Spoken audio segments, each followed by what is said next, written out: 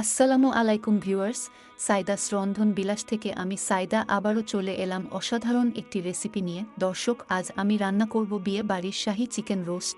এই বিয়ে বাড়ির রোস্ট রান্নায় কিছু টিপস থাকবে এবং প্রতিটি মশলার মেজারমেন্ট ঠিকঠাক দেয়া থাকবে। তাই পারফেক্ট বিয়ে বাড়ির রোস্ট রান্না করতে হলে ভিডিওটি না টেনে পুরোপুরি দেখে নেবেন।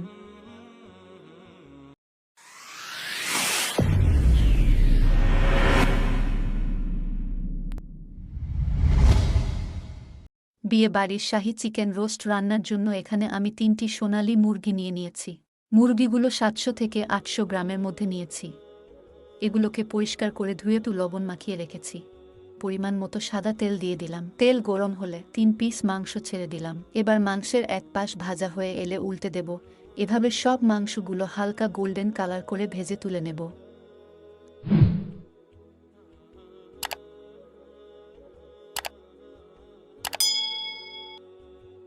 আমার মাংসগুলো ভাজা হয়ে গেছে। এখন একটি প্যানে দিয়ে দিচ্ছি মাংস ভাজা তেল থেকে 1 কাপের 4 ভাগের 1 ভাগ। 1 টুকরা বাটার দিয়ে দিলাম। এবার তেলের মধ্যে বাটার গলে আসলে দিয়ে দেব উঁচু করে 4 টেবিল চামচ পেঁয়াজ বাটা। এখানে প্রায় হাফ কাপের মতো পেঁয়াজ বাটা হবে।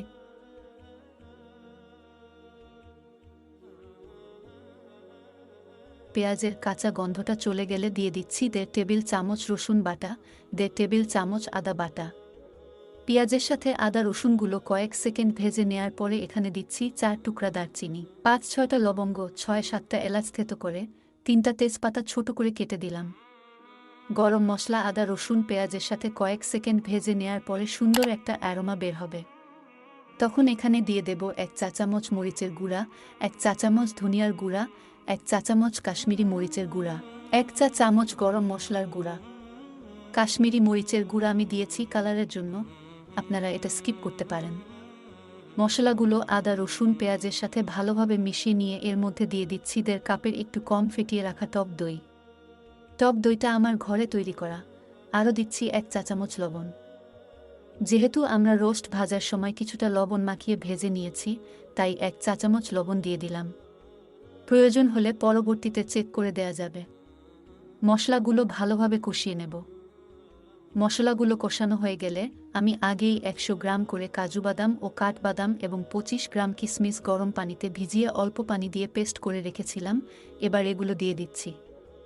বাদাম দিয়ে বেশি সময় কষাতে হবে না, কয়েক সেকেন্ড কষিয়ে ভেজে রাখা মাংসগুলো এর মধ্যে দিয়ে দিলাম। চেষ্টা করলাম মশলাগুলো মাংসের সাথে কিছুটা মিলিয়ে নেয়ার। আমি আগের থেকে 4 কাপ দুধ জাল করে রেখেছিলাম, এবার সেটা দিয়ে দিচ্ছি। দর্শক, আমি এখানে কোনো পানি ব্যবহার করব না। মাংসগুলো ভাজার সময় 70% সেদ্ধ হয়েছিল, তাই 4 কাপ দুধ দিয়েই আমার রোস্ট রান্না হয়ে যাবে।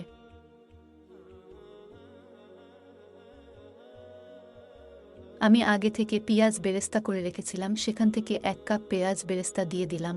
মাংসের সাথে পেঁয়াজ বেরেস্তা মিশিয়ে দিলাম।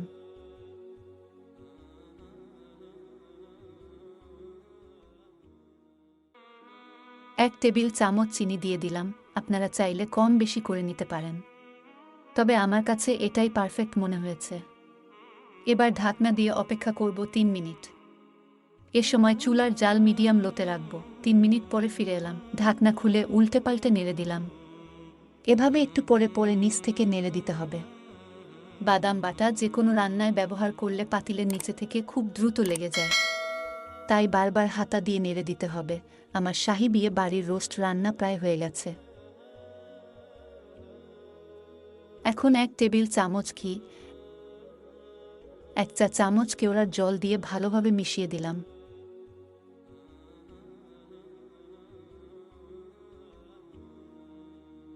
উপর থেকে সামান্য পেঁয়াজ বেরেস্তা ছড়িয়ে দিয়ে ঢাকনা দিয়ে চুলা বন্ধ করে দিলাম। 5 মিনিট পরে আপনাদের দেখাচ্ছি কত সুন্দর হয়েছে রোস্টের কালার। দেখতে যেমন সুন্দর হয়েছে, খেতেও অসাধারণ হয়েছে। আমার রান্না আপনাদের কাছে ভালো লাগলে চ্যানেলটাকে সাবস্ক্রাইব করুন, লাইক কমেন্ট শেয়ার করে আমাদের সাথেই থাকুন। সবাই ভালো থাকুন, সুস্থ থাকুন। আল্লাহ হাফেজ।